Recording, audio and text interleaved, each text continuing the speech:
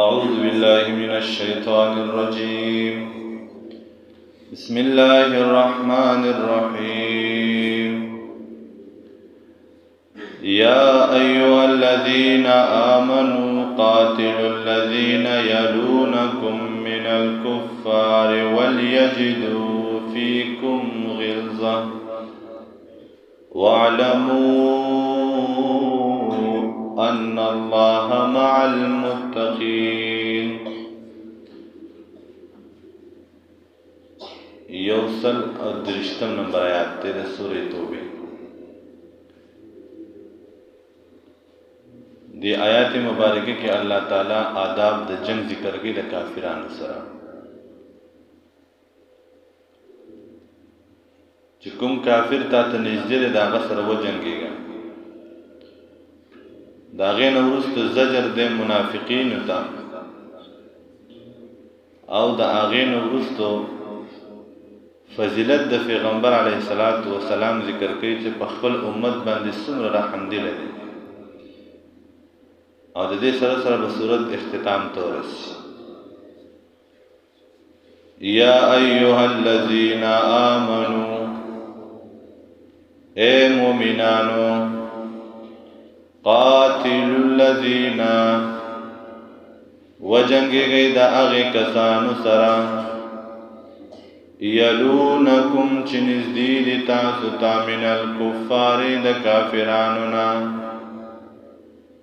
ولیجدوا فیکم غلظه، او ودې مومي دوی په تاسو کې کلکوالی. وی مومن چې کله د کافر سره جنګیږي نو ډیله ډیله به نه کېږي، ځان به بې همته نه ښکاره کوي، ځان به بزدل هغې ته نه ښکاره کوي. کافر ته مسلمان له پکار دی چې د کافر په مخ کې ځان کلک او ثابت قدم ګڼي. واعلموا ان الله، پوه شئ بېشک الله تعالی مع المتقین، ملګری د متقیانو دی. د جهاد په باره کې د ټولو نه لوی اهم کار تقوا ده،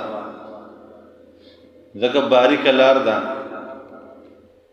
اجر ډېر سیوا دی، نو د باریکې لارې احتیاط هم ډېر سیوا دی. کله چې یو مجاهد فی سبیل الله دکې تقوا نه وي نو د جهاد د لپاره وبال جوړي.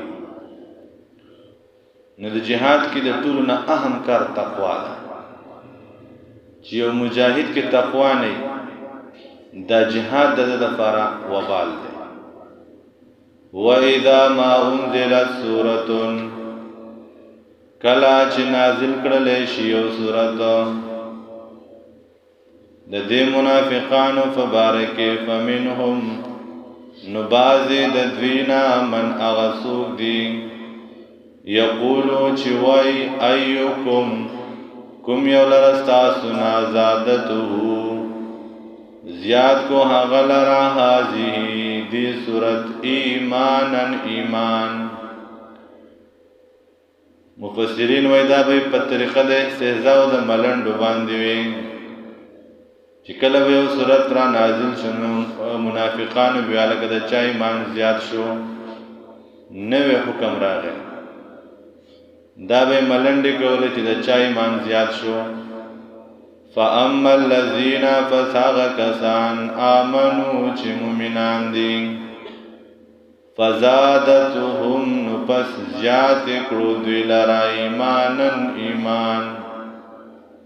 ولی ایمان د هغې چا زیاتېږي چې په چا کې یي، منافق خو ایمان نه، نو د مسلمانانو د مؤمنانو بندګانو ایمان زیاتی، ولی په هغو کې ایمان یي. وهم یستبشرون، او دیو خوشحالي کوونکي وي.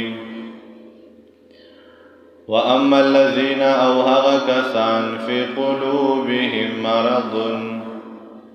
چې په زړونو د هغوی کې مرض د منافقت دی، فزادتهم، نو زیاتی دوی لره دا صورت، رجزن گندگی الى رجسن سره د پلیتی د دوینا هغه پلیتی د زړه بزدلی دا د زړه پلیتی دا دارنګ بغض او حسد د زړه پلیتی دا کینا دا د زړه مرزونه دي نو چې کله یو صورت را نازل شي نو دیو کینه زیات شي بغض او حسد سیوا شي طمع او لالچ سیوا شي بیا جهاد د مسلمانانو سره د دې لپاره دي چې ساسلحات میلاو شي سپیسې روپې راته میلاو شي او سوینځي غلام راته میلاو شي د دې لپاره مرګتیا کوي بیا جهاد ته وي چانس ولګېدو او ډېر کرتا یو ملګری وی لا وړو جهاد د افغانستان ته نو چې میاشت پر اتو نو نوې ټوپک پې راوړو دلته به خرڅوو دا د دې لپاره بزنس وکړه دې لپاره یو انسان جهاد کوي چې چانس ولګوي ټوپک راپټې کړي اسلحه راپټې کړي نو دا فلیدي د زړه ده ګندګي ده لالچ ته تمه ده یا د ټولو نه غټ لالچ او ګندګي د زړه ریاکاري ده خلق راته مجاهد وي خلق راته طالب وي او خلق راته بهادر او غازی وي د ټولو نه غټه فلیدي دا په زړه کې زیاتېږي دې لپاره جهاد مکو دا وبال دی ورپسې وماتوا او دیو مړه شي وهم کافرون او دیو په حالات د کفر کې وي اولا يرون آیادیونینی انهم بشکا دوی باندې یفتنون امتحان راځي فی کل عام په هر کال کې مرتن یوزل او مرتين یا دوزلا ثم لا يتوبون بیادیو توبی نوباسی ولا هم یذکرون او ندیو یاد اللہ لرا دیدن مفسرین کرام وی مومن ہر مصیبت کو عبرت کی نگاہ سے دیکھتا ہے لیکن کافر لوگ اسے موسمی تغیرات سمجھتے ہیں کلچ و مسلمانان و مومنان و باندې تکلیفون راشي نو دې فوراً عبرت حاصل کی او کافر وی دا د موسم بدلون دی لکه زلزله راشي کورونه وران شي سیلابونه راشي نو مسلمان او مومن وی هلکه موږ الله ته رجوع پکار ده او کافر سوی دا د موسم بدلون دی دا کله ګرمي سیواشي کنه دا زلزلې ال راځي آتش فشا غر وډېږي او پلانې وشي او ډنګرې وشي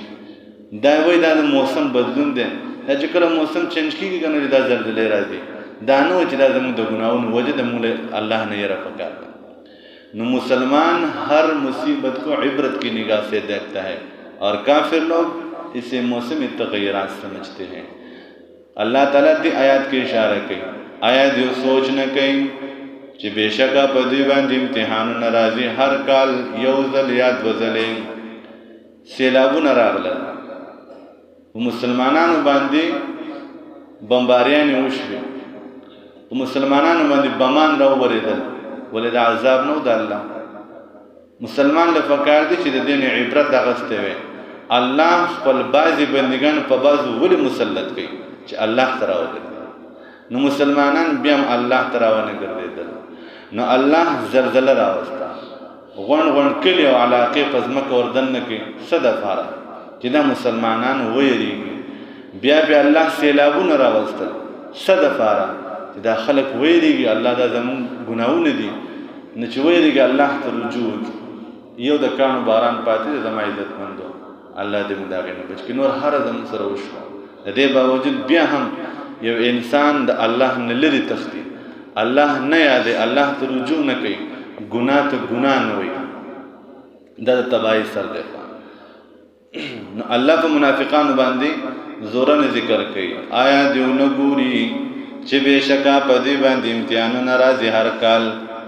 یو ځل یا دو ځل بیا دیو توبې نو باسي ولا هم یذکرون امن دیو الله یادای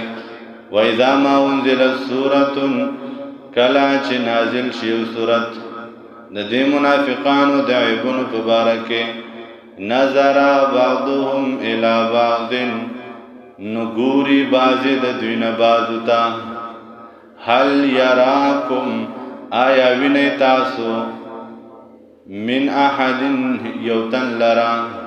ثم انصرفون بیا دی ویني ودین مراد ده چې کله رسول الله صلی الله علیه وسلم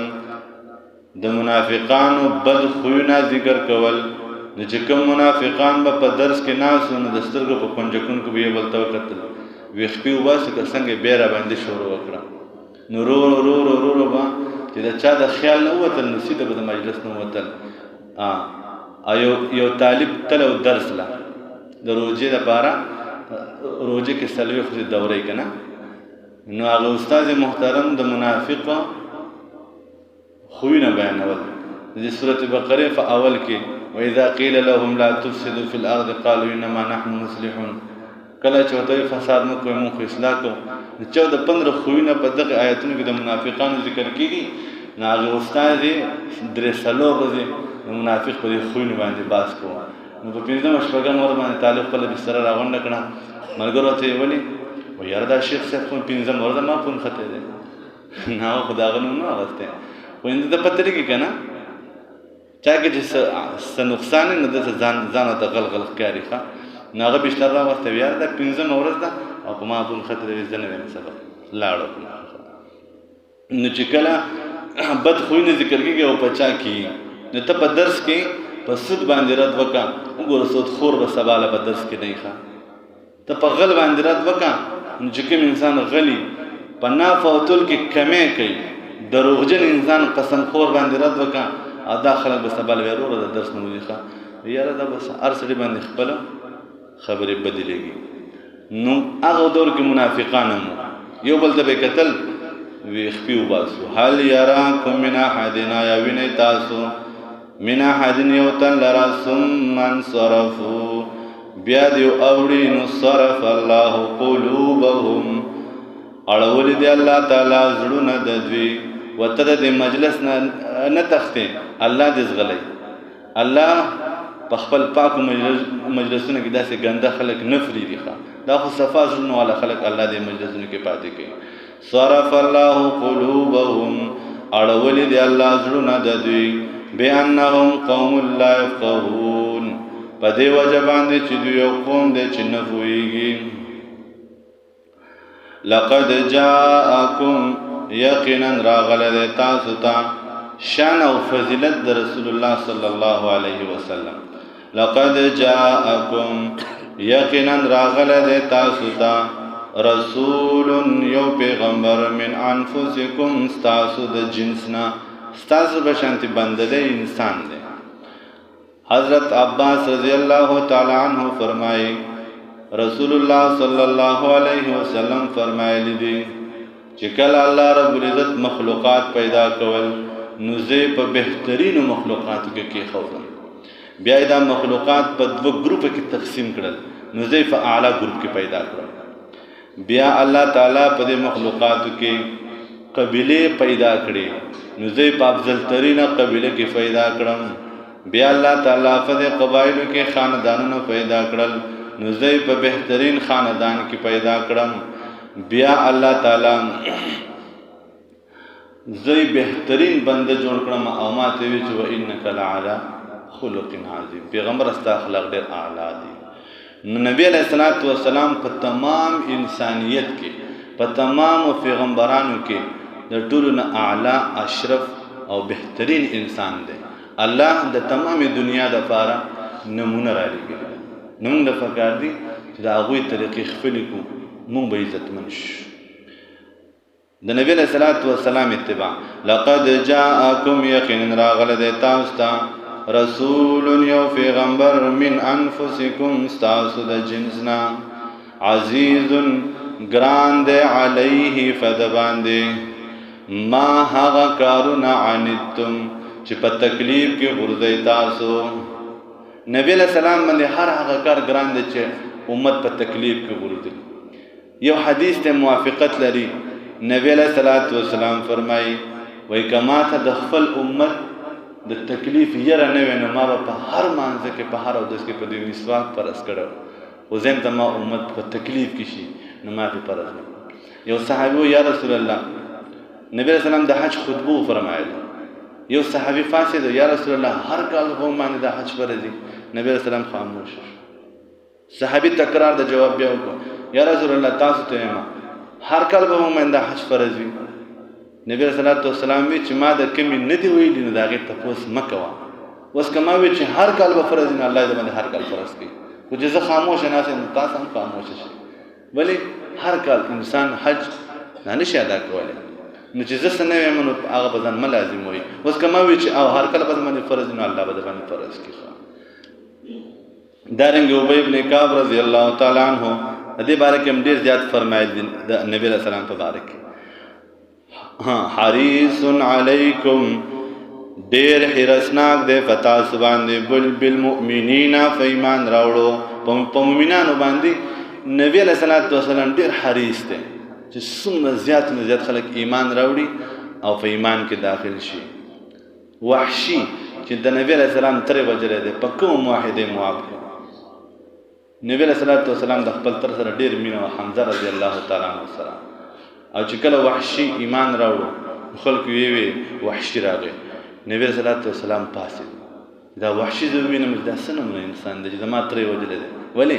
حمزه رضی الله تعالی عنہ ته پیغمبر وی اسد الله و اسد رسولی. دا د الله منظره ده، د الله د رسول منظره ده. د الله منظره څنګه وجلې ده؟ ناغته انت وحشي ته وحشي هغه ته یا ودا خرته وې زما ترې څنګه وجلې.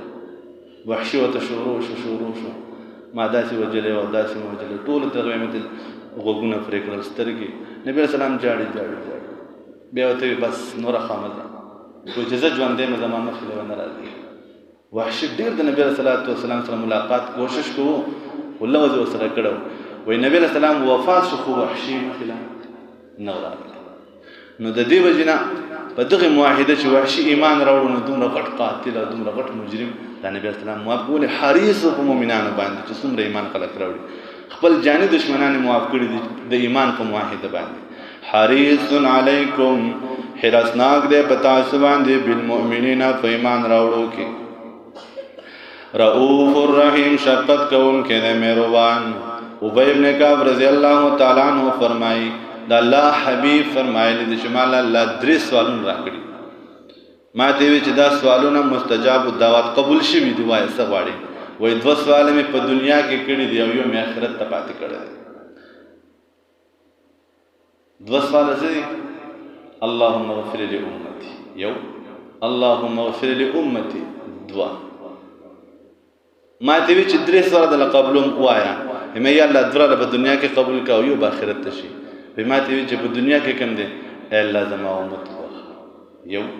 الله ما بخله بیا مې یا الله زما امت وبخ دوا. په دنیا کې مې اللهم اغفر لأمتي واخرت الثالثه ليوم او دریم سوال مې آخرت ته پاتې کړی دی. يرغب الی الخلق كلهم حتى ابراهيم او دریم سوال مې قیامت ته پاتې کړی دی چې ټول خلک به زما خپل راشي چې الله ته وایي چې سپارش حساب کتاب شروع کی حتی کې ابراهیم هم زما خپل کې ولاړی علیه الصلاۃ والسلام. ټول انبیا وي ټول مخلوقات وي او چې الله ته وایي چې نظر چې یا الله صفا یا الله حساب کتاب شروع کړ. نبی علیہ الصلوۃ والسلام با الله ته ورته په سجده باندې فروتي دا الله به پتر اسرا شي. حدیث کې راځي الله به پتر اسرا شي يرفع یا محمد راسك اے محمد سر اوچت کر سغواړي سل تقطع او وړه چې درکم دل سغواړي. نو دا الله تعالی په دربار کې څوک سفارش نشي کولای. لا يشفع عنده الا باذنه. سورته بقره کې الله فرمایي دا الله نه اجازت نه بغیر څوک سفارش نشي کولای. نبی رسول الله بسنګ کوي. نبی رسول الله له الله اجازت ورکی هغه بس نه وای هو ورته نبی رسول الله په سجده فروتي الله و توفي الله و تو فرمای یا محمد ارفع راسك سر اوچت کا سل تؤتا او وړه چې در کوم څه غواړي بس هغه نه نبی رسول الله یا الله زما د امت سفارش مال اجازت راکنه. الله و تو چې خپل امت بیا دومره مشفق پیغمبر دی. د آیات نه ثابتي کې د الله پیغمبر موږ د خپل پیغمبر د سنت سره نن سکو دا موږ ډیر په غلطه باندې روان. پیغمبر علیه الصلاۃ والسلام تر اخر وخت پورې چې وفات کېدو کنه جبرائیل پسې راغی یا رسول الله وخت پوره دی لا یستقدمون الساعه ولا یستاخرون نه سکند مکیږي او نه وتکیږي الله فرمایي تا پاتې کېږي چې پاتې دي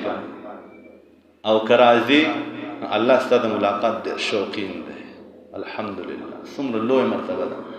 نبی رسول الله صلی الله علیه اللهم انت الرفیق الاعلى الله دا ټول بهترین دوست دی زما یو فریاد دی زلار شم زما د مصر وسکی د جبرائیل لاړو واپس بیا راغی وی الله فرمایي چې ستاسو د امت ذمہواری زما ده بس نبی رسول الله صلی الله علیه وسلم بیا دی الله توجه خپل امانت واخلي نبی رسول الله دنیا الله فإن تولوا فسكت دیو مخواړو فقلت ورتوا پیغمبره حسبي الله فرد زما دفار الله لا اله الا هو نشته د لایق د بندګۍ مگر د الله دی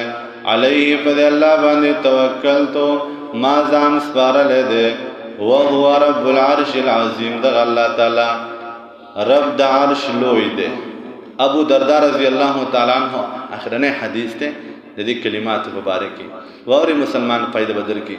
ابو درداء رضی الله تعالی عنہ فرمای وی محبوب علیہ الصلوۃ والسلام فرمایلی دي کوم انسان چې سحر او ماخام د مانځنه بعد وفره دا کلمات وی الله تعالی به اهم کارونه ختم کی د چا د عدالتونو کې سنې د چا قرضی وی د چا نور څه مسلې سحر او ماخام د مانځنه بعد وفره دا آیات الولی الله تعالی بس تاسو د غټو نغټ کارونه سکی هغه الله تعالی تر سره کې څوک فرمای رسول الله صلی الله علیه وسلم فقلوا پیغمبران دا سوای حسبی الله لا اله الا وعليه توکلت وهو رب العرش العظیم او دا د ډیرو خلکو په تجربې نه ثابت ده الله په دې د ډیرو خلکو کارونه کړی سبحان ربک رب العزة